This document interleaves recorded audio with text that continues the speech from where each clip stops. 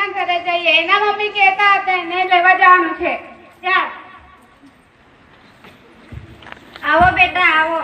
કેમ છો કાકા? કેમ છો કાકી? સારું છે બેટા. અરે કાકી, તમે તો કહેતા હતા અંજલિને લેવા જવાનું છે, નથી જવું? અરે જવાનું છે ને, એમના પપ્પા લેવા માટે જશે જ ને. ચાલો કાકા. હું જાઉં છું. સારું.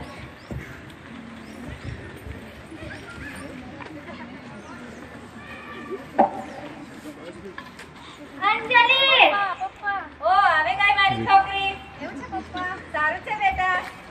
અરે પપ્પા, તમે તો બહાર ગામ જવાના હતા ને આજે મને રામકાકા લેવા આવવાના હતા. રામકાકા કેમ નથી આવ્યા? હા બેટા, હું તો બહાર ગામ જવાનું હતું પણ રામુ કાકાની તબિયત સારી નથી, એમને ઉલટી અને પુષ્કળ તાવ જાય છે એટલે હું તને લેવા આવી છું બેટા. તો ડોક્ટરને બતાવવાનું હતું ને પપ્પા. એ તો દુઃખ છે કે ડોક્ટરને બતાવવાથી દૂર ભાગે છે. ઓ કેમ છે અંજલિ? કેવું છે છાયા? મને તો સારું જ છે. અંજલિ સારું છે. તમારે કેવું છે મનીષા? સારું જ છે. ઓ અંજલિ, અહીંથી ગઈ હતી ત્યારે તો ગાડી પાડી થઈને ગઈ અને આવી તો સાફ સોટી જેવી સૂકી થઈને આવી છે. શું ખાય છે તું તને? હવે ઊભી ઊભી વાતો કરશો કે ઘરે પણ જશું? અરે નાના, ઘરે જઈને મારા મમ્મીના હાથના માંડા ખાવાનું બહુ જ મન થયું છે. ચાલો જઈએ. ચાલો જલ્દી. અરે કાકા, ઊભા રહો. શું થયું બેટા? હવે અમે ઘરે જઈએ છીએ. ચાલો ને જમીને જજો. ના, ઘરે ખૂબ કામ છે. આવજો. આવજે અંજલિ. બાય.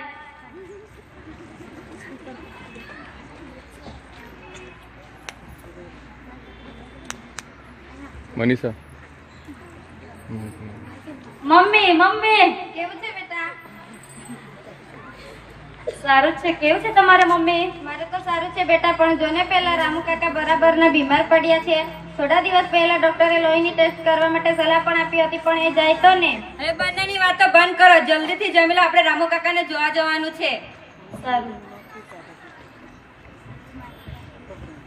અરે મમ્મી, આમાં તો પાણી જ નથી આવતું. અરે બેટા, હવે એમાં શું હાથ ધોવાના? ચાલ જમી લે ને. તારા પપ્પા ટાંકીમાં પાણી નથી ભરતા તો નળમાં પાણી ક્યાંથી આવવાનું? અરે પપ્પા, આવું કેવું? હાથ ધોયા વગર તો જમાય જ નહીં. હાથ તો ધોવા જ પડે પપ્પા. અને પપ્પા, હાથ ધોવા માટેની પણ સાચી રીત છે. એ વાળી પાછી કેવી રીત? જો તમને બતાવો પપ્પા. બેગ ઉતાર દે.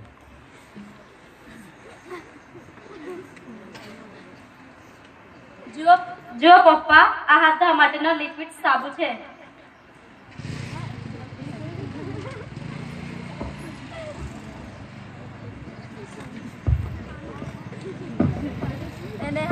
એને હાથમાં લઈ બંને હાથ સામસામે ઘસવા, આંગળીઓના ખાંચામાં ઘસવા, અંગૂઠાના ખાંચામાં ઘસવા અને આંગળીઓના ટેરવા સામસામે ઘસવા. આવું 2 મિનિટ સુધી ઘસીએ ત્યારે જ કીટાણુઓ મરે. સારું બેટા, હવે ટાંકીમાં પાણી ભરાઈ જશે અને તે બતાવ્યું પ્રમાણે મેં હાથ ધોઈશ. સારું બેટા, ચાલ આ ડોલના પાણીથી હાથ ધોઈ નાખ.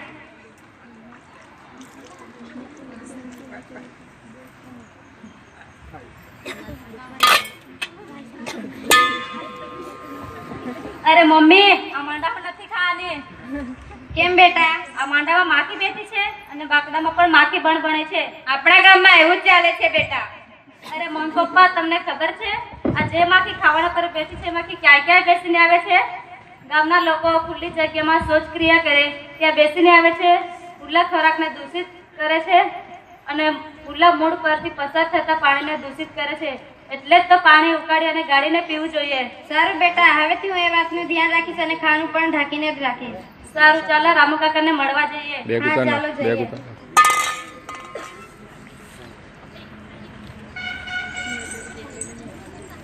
અરે ઊભા રહો, જતા જતા પેલો ભેગો થયેલો કચરો રસ્તા પર નાખી દઈશું.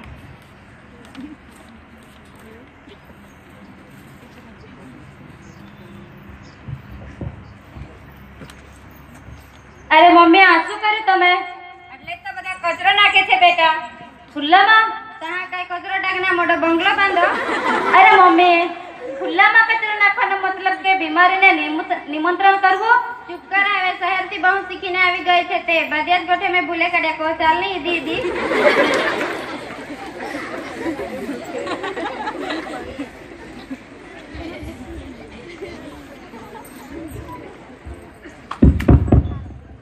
અરે તમે લોકો આવી ગયા. અરે અંજલિ બેટા, તું પણ સાથે આવી? હા કાકી, હું પણ સાથે આવી છું. કેવી છે હવે રામકાકાની તબિયત હવે?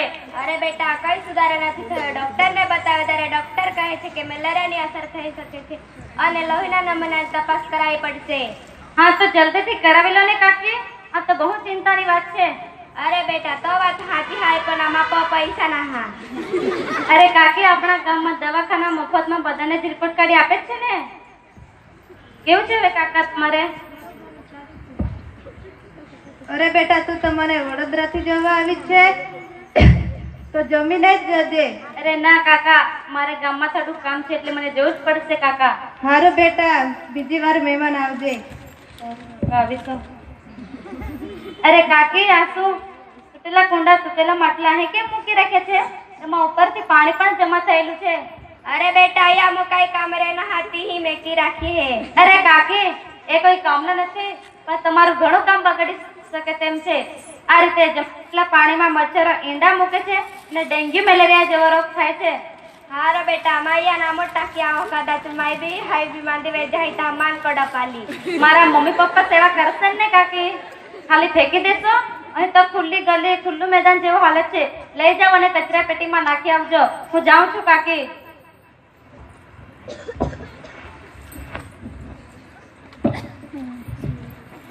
ચાલ ચાલ, મારા જૂના મેડમ દર્શના મેડમને મળી આવો.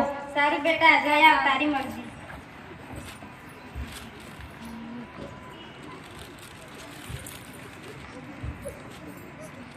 નમસ્તે મેડમ. અરે અંજલિ, આવો બેટા આવો. ક્યારે આવી વડોદરાથી? આજે સવારે જ આવી છું મેડમ. ભણવાનું કેવું ચાલે છે બેટા? સારું ચાલે છે મેડમ. હવે MA ફર્સ્ટ ક્લાસ સાથે પૂરું કર્યું છે. હવે MPhil શરૂ કર્યું છે મેડમ. વાહ, સરસ. જો છોકરાઓ તમે પણ સારી મહેનત કરશો તો શહેરમાં ભણવા જશો. મેડમ, આ પર એક આના મસઈ. મેડમ, આ છોકરી ક્યાં ભણે છે? એમને જ પૂછી લો ને. મારું નામ અંજલિ છે, હું વડોદરા ભણું છું. થેન્ક યુ અંજલિ દીદી. અરે મેડમ, આ સ્કૂલમાં આટલા છોકરા ભણે છે? હું ગઈ વખતે આવી હતી ત્યારે તો વધારે છોકરા હતા. અરે બેટા, તને શું કહું, આજકાલના છોકરાના બહાના વિશે. એક કહે માથું દુખે, બીજું કહે પેટ, ત્રીજું કહે તાવ, ચોથું કહે ઝાડા. આવો ને આવો એમનું રોજ રોજ ચાલે અને સ્કૂલમાં ના આવે. અરે પણ મેડમ, આવો એક બે લોકો તો ખોટું કરે, પણ બધા ખોટું ના જ કરે ને. એમની તબિયતની તપાસ કરાવવી જોઈએ. મને એમ પણ સારથી લાગે છે કે ગામમાં સફાઈની બાબતે વધુ પડતી નિષ્કાળજી અને બેજવાબદારી રહેલી છે. અરે હા, એમને મેં કેટલીક વાર કહી છે કે જમતા પહેલા અને સ્વચ્છ ક્રિયા કર્યા બાદ સાબુથી હાથ ઘસી ઘસીને ધોવાની ટેવ પાડો. આપણે શાળાથી અને માધ્યમથી જ આ કામની શરૂઆત કરી શકીએ તેમ છે. એ કેવી રીતે અંજલિ બેટા? આપણે શાળાના છોકરાના આસપાસ પડેલો કચરો પોતે ઉચકીને કચરા પેટીમાં નાખવાની ટેવ પાડવી. ઘરમાં ખુલ્લો કચરો કચરા પેટીમાં નાખવાની ટેવ પાડવી. હા અંજલિ, આ કામને અભિયાન બનાવવું પડશે, માથે ઉપાડવું પડશે અને ગામના લોકોએ જાગૃતિ લાવવી પડશે. હા મેડમ, હું પણ ગામના લોકોને બોલાવી લાવીશ. હા ચાલો છોકરાઓ, સ્કૂલનો કચરો સાફ કરીએ અને સરકારે આપેલા માસ્ક. ચાલ, આપો બીજાથી સફાઈ કર્યા.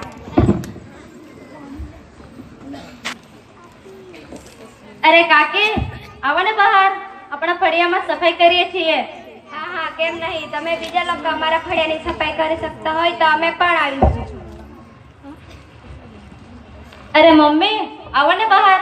આપણા ફળિયામાં સફાઈ કરીએ છીએ અને આપણા ગામમાં સ્વચ્છતા અભિયાન શ્રી ગણેશ કરીએ. હા હા, કેમ નહીં.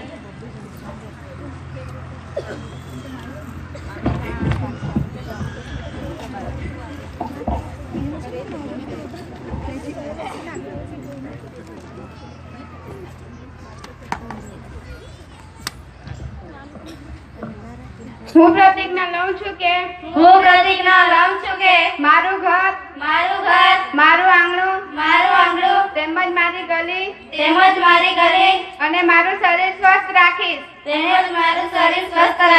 અને ક્યાંય ખુલ્લામાં કચરો નાખીશ નહીં કે નાખવા દઈશ નહીં. ભારત